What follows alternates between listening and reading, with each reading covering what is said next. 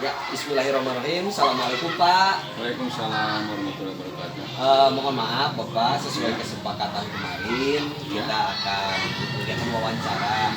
Mungkin mohon maaf juga saya mengganggu waktu Bapak. Ya, keseharian pembiasaan sok sibuk ya Pak, kegiatan sehari-hari sekarang diganggu oleh saya terkait dengan wawancara hari ini. Nah Pak, mohon maaf juga saya perlu sampaikan pada Bapak, wawancara kali ini terkait dengan keputusan-keputusan yang sifatnya sesuai dengan kebajikan-kebajikan universal. Kemudian juga terkait dengan bentuk tanggung jawab kita sebagai kepala sekolah. Dan yang ketiga juga terkait dengan bagaimana keputusan kita ada keberpihakan terhadap murid. Mungkin dalam hal ini bagaimana Bapak membuat sebuah keputusan yang ada di sekolah Bapak yang selama mungkin Bapak jadi kepala sekolah. Itu mungkin terkait yang akan diwawancara hari ini Pak. Terus Pak gini, mohon maaf ini ada beberapa pertanyaan yang mungkin akan saya ajukan. Bisa dimulai Pak dari sekarang. Nah, baik, yang pertama Pak yang perlu saya tanyakan, selama ini Bapak menjadi kepala sekolah sudah berapa tahun Pak? Kurang lebih 2 tahun 3 bulan. Yang itu 2001 bulan Juni. Ya. 2021 ya. 2 tahun 3 bulan. Berarti sekitar 2 tahun ya? Ya. Dalam 2 tahun lebih itu tentu Bapak banyak melakukan keputusan, banyak menyampaikan kebijakan-kebijakan. Ya. Nah, mungkin juga Bapak sering berhadapan dengan masalah-masalah tentu ya. Nah, masalah-masalah itu banyak juga yang berkaitan dengan dilema etika, juga berkaitan dengan bujukan moral. Nah, mungkin bagaimana cara Bapak mengidentifikasi bahwa ini termasuk bujukan moral, yang ini termasuk dilema etika? Ini dalam pandangan saya ketika itu ada dilema etika. Ya. Jadi dari satu permasalahan di mana masalah yang harus diputuskan untuk dipilih itu kedua-duanya benar dan harus diputuskan mana yang lebih dulu, tentu melihat juga originalitasnya. Oh iya.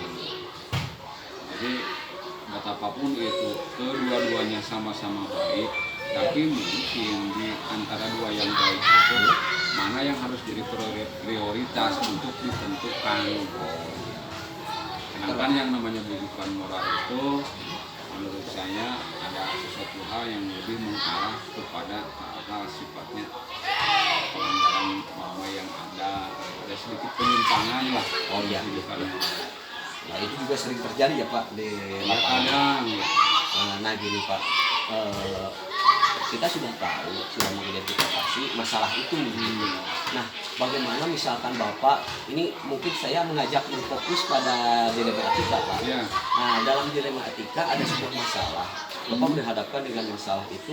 Nah bagaimana cara Bapak untuk menyelesaikan masalah itu?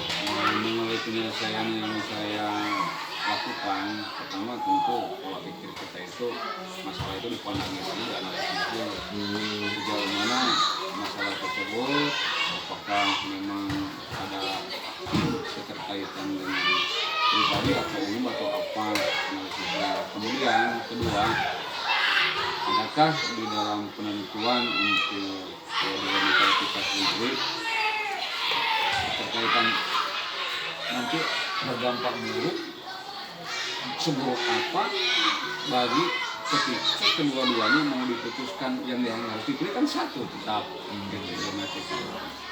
tentu tadi ada manfaatnya sebesar apa jika diputuskan yang ini, kerugiannya seperti apa, yang satu lagi dipilih sama-sama baik kan gitu.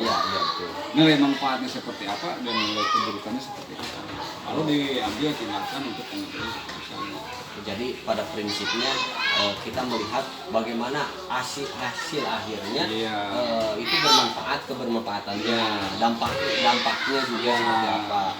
Jadi berfokus pada bagaimana hasil akhirnya itu sesuai dengan harapan sekolah ke arah sana. Baik Pak, mungkin kita juga berhadapan dengan masalah. Kalau dalam masalah dilema etika ini biasanya Bapak menyelesaikan itu masalahnya saat itu juga atau ada jadwal-jadwal tertentu? Itu bagi yang ada unsur yang spontanitas, contoh dalam aktivitas keseharian tentu kebutuhan juga spontanitas. Jika itu masalahnya lebih menyeluruh terhadap kebutuhan sekolah, tentu harus ada perencanaan dulu, organisasi dulu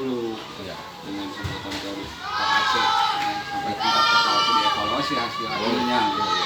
Perencanaan, finishing, analisis, controlling, dan evaluasi.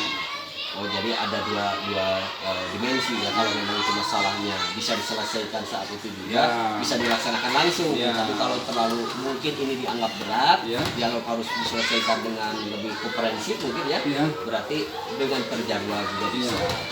Baik Pak, mungkin selama membuat sebuah keputusan dilema etika itu, pernah nggak Bapak mengalami kendala? Mungkin kendalanya seperti apa yang Ya, terutama untuk dalam organisasi sekolah di tingkat dasar ini kita kan berhadapan dengan orang.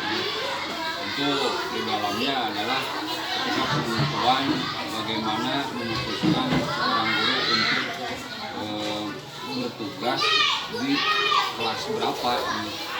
Ini kan ada musyawarah dulu dalam penentuan rapat, penentuan sebelum ditentukan SK-nya. Nah, makanya di sisi lain seseorang yang harus bertugas itu kan kita juga harus tahu. Jadi saya melihat satu sisi bukan hanya secara prosedural, juga secara pribadi. Nah, kalau harus tercipta setelah nanti sebuah keputusan ditetapkan, harus ada unsur kondusivitas di sekolah. Jadi kalau salah memutuskan, malah jadi ada sebuah kecemburuan, kesan menuntut, pendekatan ya, gunakan pendekatan humanis kepada orang yang mau kita diberi beban sesuatu tanggung jawab karena perpindahan kelas dan sebagainya. Oh, jadi pada dasarnya itu kendala-kendalanya mungkin bagaimana kita memadukan ya masalah-masalah itu antara ada individu di situ, juga ada unsur sekolah, kemudian ada suasana juga harus dibantu, kemudian ya. Salah satunya juga bagaimana kita menanganinya juga dengan humanis itu kan memang harus kita menyesuaikan dengan kondisi keadaan ya.